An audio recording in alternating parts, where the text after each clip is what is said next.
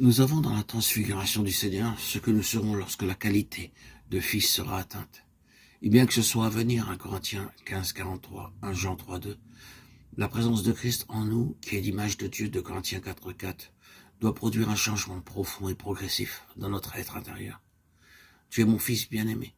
En toi, j'ai mis toute mon affection. Luc 3, 22. Cette déclaration fut faite après que l'esprit de l'onction vint sur lui. L'onction implique l'entière souveraineté de l'esprit. Ceci nous enseigne que nous parvenons à l'état de fils, sous l'entière souveraineté de l'esprit comme Seigneur. Et comme la qualité du fils fut mise à l'épreuve selon le plan du Père, cette qualité de fils se développera en nous par le moyen de l'épreuve. Pourquoi ces épreuves auxquelles fut soumis le Fils de Dieu? Dans sa première lettre, Jean déclare « Le Fils de Dieu est venu pour détruire les œuvres du diable ». 1 Jean 3, 8. Comment les a-t-il détruites? Tout d'abord, jour après jour, il eut à maintenir une ligne sans déviation pour être gouverné par la seule pensée d'accomplir la seule volonté de Dieu, sous le gouvernement de Dieu, par son esprit. Car il avait à satisfaire les exigences divines et ne pouvait s'en écarter d'un cheveu. Aussi Satan ne put jamais ouvrir une brèche en lui, et finalement l'ennemi fut entièrement défait à la croix. Colossiens 2, 15.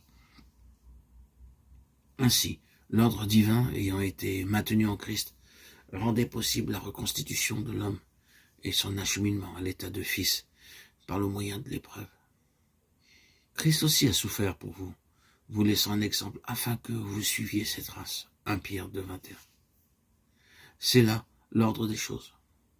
Aucune des vertus ni valeurs morales qui sont en Christ ne peuvent se développer en nous sur une ligne différente de celle du Fils. Il fut élevé à la perfection par les souffrances. Il a appris, bien qu'il soit fils, l'obéissance par les choses qu'il a souffertes. Hébreux 2, 10, 5, 7. Les béatitudes, Matthieu 5, 1 à 12, sont l'expérience des fils. Christ exprime ici tant ce qu'il est lui que ce qu'il est en lui, et qui ne peut devenir nôtre que par la communion à ses souffrances. Car il n'y a rien de ces vertus dans notre vie naturelle, mais Christ, en Christ seulement. Nous ne pouvons reconnaître et connaître le Seigneur de manière vivante qu'en marchant dans les voies de Dieu. Il n'y a en nous ni douceur, ni humilité, ni sens de justice, et cependant nous sommes appelés à les manifester.